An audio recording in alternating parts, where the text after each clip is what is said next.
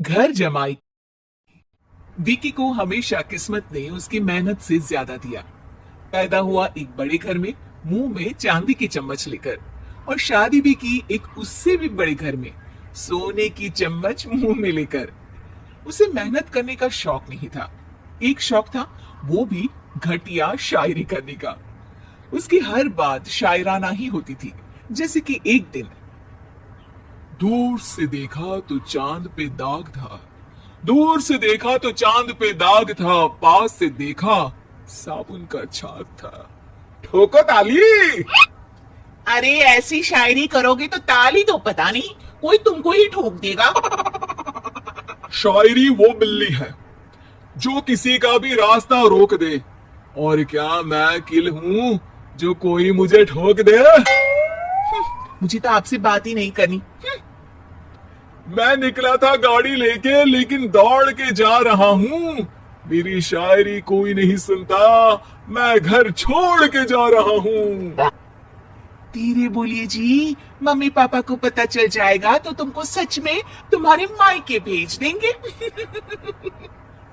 सस्ते साबुन से मेरी कॉलर चमकी नहीं, सच में चला जाऊंगा, मेरी बात कोई धमकी नहीं। अगर शायरी ही सुनानी है तो सुनाओ, लेकिन कोई काम धंधा भी तो करो। मेरे पिताजी के पास बहुत पैसा है तो घर जमाई बन के खा रहे हो, और कल जा रहे हो ना अपने मायके, तो आज ही चले जाओ मेरी बला से।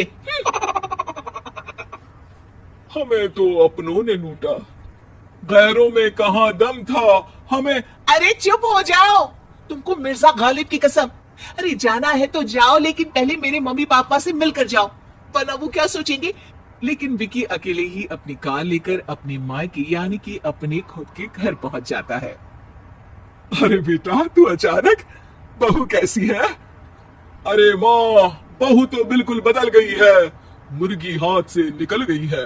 अरे क्या हुआ बेटा? उसकी आती नहीं है, मेरी जाती नहीं है। मैं करता हूँ शायरी, उसे भाती नहीं है।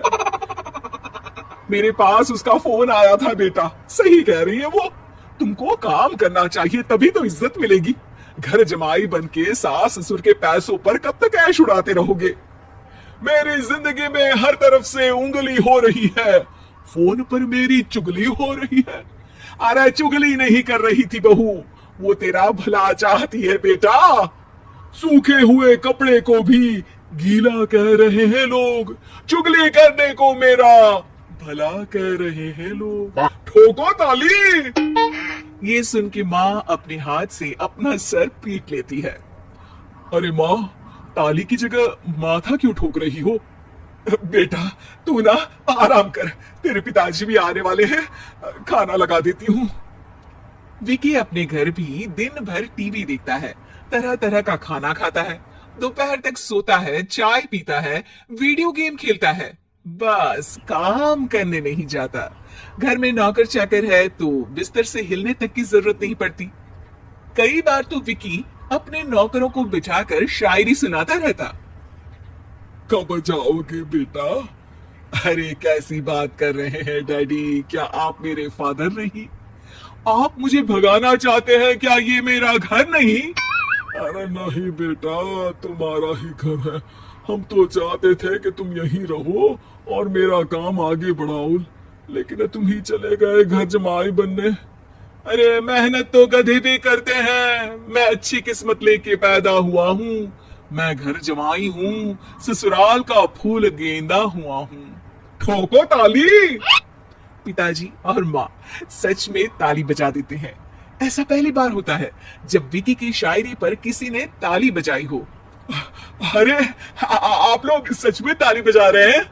हाँ हाँ बेटा, तुम्हारे ससुर का फोन आया था, बोला जब तक घर जमाई जी कोई काम ना करने लगे हमारे यहाँ मत भेजना।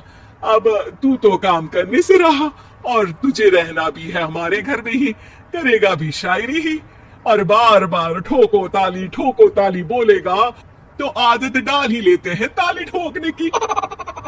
विकी उसी वक्त खड़ा होता है और बहुत गुस्से में सीधे ससुराल के लिए निकल जाता है। फिर से आ गए? लेकिन सुमन को देखते ही विकी पिघल जाता है। सुमन, आई एम सॉरी, आज से ना मैं सिर्फ शायरी ही नहीं बल्कि काम भी करूंगा। तुम अपने ऑफिस में बात कर लेना, कोई भी मेहनत का काम कर लूंगा। मैं घर जमाई बन के रहूंगा लेकिन काम करूंगा और इज्जत से रहूंगा।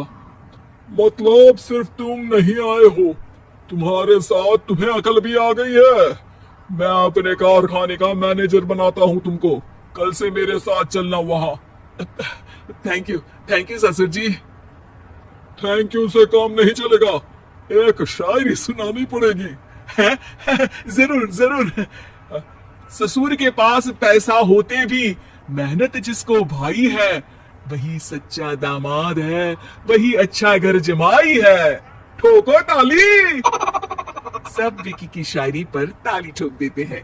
शिक्षा, जब किस्मत आपको बहुत सारा दे दे तो उसकी कद्र करनी चाहिए और मेहनत करना कभी नहीं भूलना चाहिए।